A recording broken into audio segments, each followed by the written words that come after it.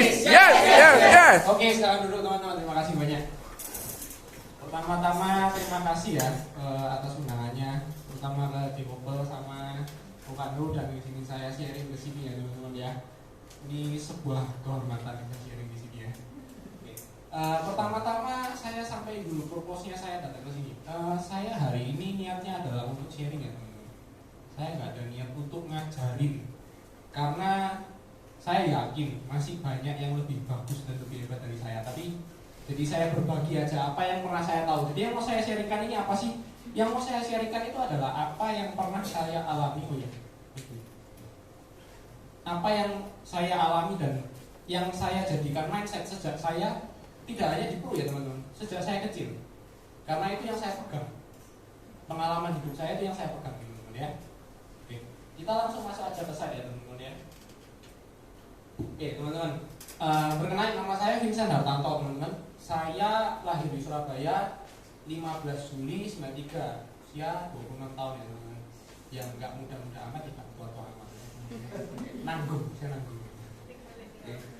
Terus saya ini adalah anak paling kecil teman-teman di keluarga ya. Saya punya satu orang kakak, satu orang koko laki-laki, sama saya tuh punya satu keluarga dekat, itu yaitu sepupu saya dari keluarga kakaknya mama saya. Nah, itu juga punya 2 orang anak laki-laki, semuanya lebih tua dari saya teman-teman. Jadi saya ini di keluarga itu adalah anak yang paling kecil, tidak hanya dari usia dan tapi juga dari segi ukuran badan.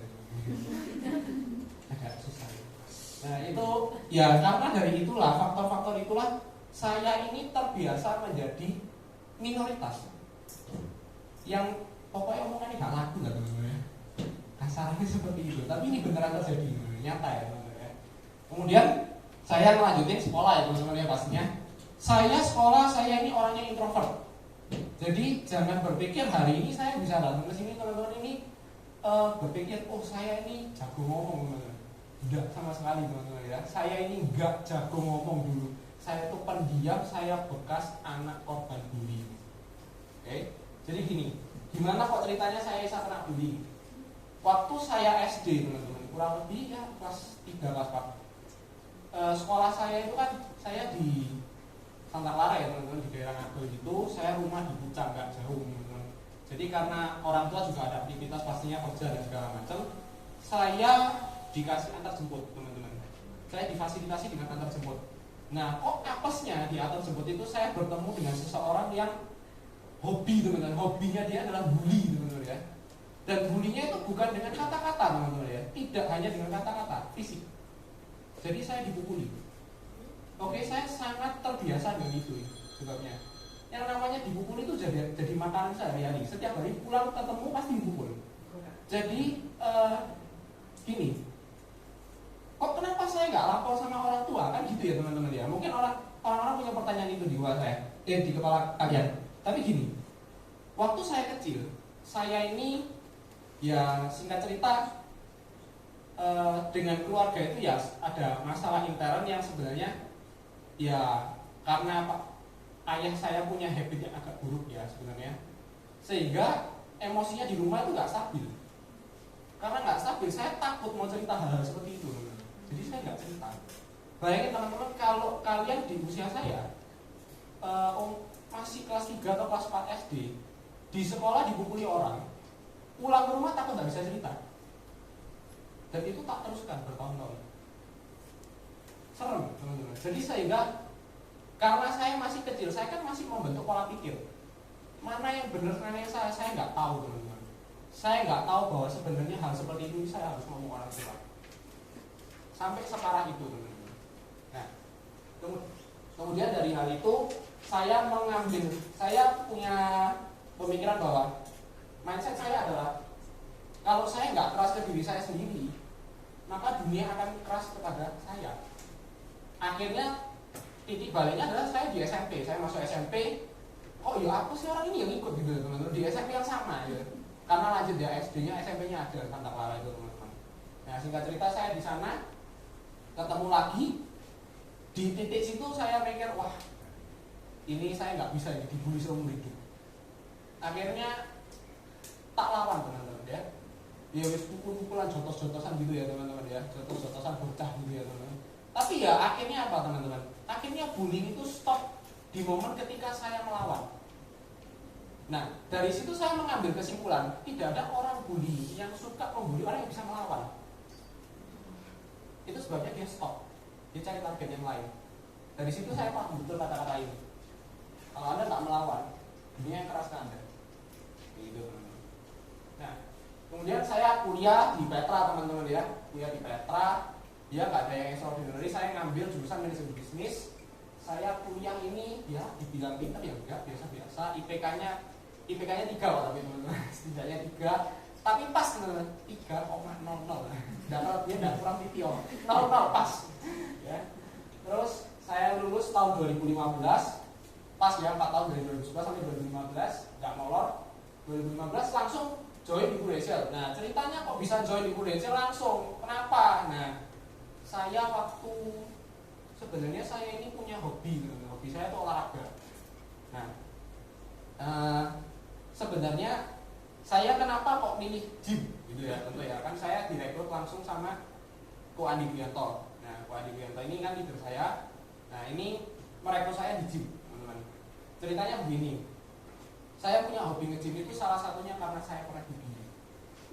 Karena saya tahu fisik saya terlihat lemah, mangsa itu datang. Saya terlihat seperti makanan. Nah, saya menolak terlihat lemah. Itu salah satunya alasannya. Saya nge-gym dulu. Jika cerita setelah saya nge-gym, saya ketemu Wandi. Sebenarnya sih bukan saya yang didatangi Wandi, teman-teman. Saya ini adalah ulo, golek, kepuk, lek bahasa Jawa gitu, teman-teman ya. Jadi kalian bayangin, kalian ini seorang agen asuransi terus tiba-tiba dipatah orang ditanyai, kok join ya aku alatnya? Semua yang rasanya teman-teman ya. Ini maksa, ini cari masalah. Ya itu saya teman-teman ya. Join ya aku ya. Saya join. Terus diajak ngomong teman-teman di fact finding teman-teman. Saya nggak tahu beliau itu agen asuransi, korek saya teman-teman ya, korek banget dalam kerjaannya apa, orang tua kerja apa dulu gitu. Oh saya baru lulus kok dan segala macam. Saya cerita, singkat cerita, beliau sharing kalau saya kerja di mana. Kan otomatis kalau dia mulai saya kasih tanya juga dong, beliau kerjanya apa? Saya tanya, oh di Prudential, oh aku ngerti asuransi, oh ya aku ngerti lah ya teman-teman. Singkat cerita dia ngajak, awalnya saya ya. Pertama kan sok lulus kuliah kerja jadi agen asuransi kan gitu teman-teman ya, mindsetnya seperti itu. Tapi karena ya aku sebenarnya udah tahu sama Ko Andi ini cukup lama, sebenarnya bukan kenal ya, tapi namanya udah nge-gym bertahun-tahun pasti sering kelihatan lah teman-teman. Jadi saya ngajeni ibaratnya, saya menghormati beliau dengan saya datang ke kantor dengerin BOP. Waktu itu saya masih ingat saya di BOP sama salah satu leadernya. Kemudian saya mikir, wah ya lumayan ya, boleh lah bisnisnya, menjanjikan. Ya wes start dari situ, tapi saya masih nggak yakin saya ini bisa jalanin apa enggak. Karena saya kan masih baru lulus kuliah, saya tidak punya pengalaman kerja teman-teman. Otomatis saya nggak tahu dunia kerja itu seperti apa. Karena nggak tahu dunia kerja seperti apa, saya cari jadi diri dulu. Cocoknya kerja apa sih saya ini gitu. Nah, saya kerja nyoba-nyoba. Saya ya, itu tak coba tak jalankan. Terus saya nge-apply sempat dulu banyak sih di banking ya banyak. Terus di PT Samator, sebagian besar keterima memang teman-teman. Dan salah satunya adalah di salah satu perusahaan rokok yang dulu saya pernah coba kerja teman-teman. Nah, kemudian waktu saya memutuskan untuk jalani Prudential ini gini, saya jalani Prudential ini sebenarnya nggak gampang-gampang juga nih teman-teman. Karena gini, saya basicnya itu kan dulu pendiam. Kalau saya disuruh prospek orang saya juga bingung. Jadi yang saya lakukan apa teman-teman? Saya bikin canvassing. Canvassingnya caranya kasar banget teman-teman ya. Ya belajarnya masih sebentar sama leader, diajarin gimana caranya prospek dan segala macem. Yes, pokoknya asuransi itu pengalian resiko lah bro. Kayak gitulah, intinya seperti itulah ya saya belajar. Saya prospek, saya gedor seluruh tetangga di gang rumah saya itu teman-teman. Tak gedor satu-satu teman-teman. Terus tak gedor semua. Terus caranya gimana kok saya bisa masuk ya teman-teman? Agent baru sebenarnya mustahil untuk bisa masuk teman-teman. Tapi saya masuk teman-teman, luar biasa. Itu sebenarnya gini cara masuknya. Saya tahu kalau tetangga ini kan tidak mungkin kenal saya, tapi kan kenal papa mama saya pastinya. Jadi saya kenal maksudnya bukan misi pak, saya Vincent dari Bresel. Enggak bro, pasti gitu. Tapi kalau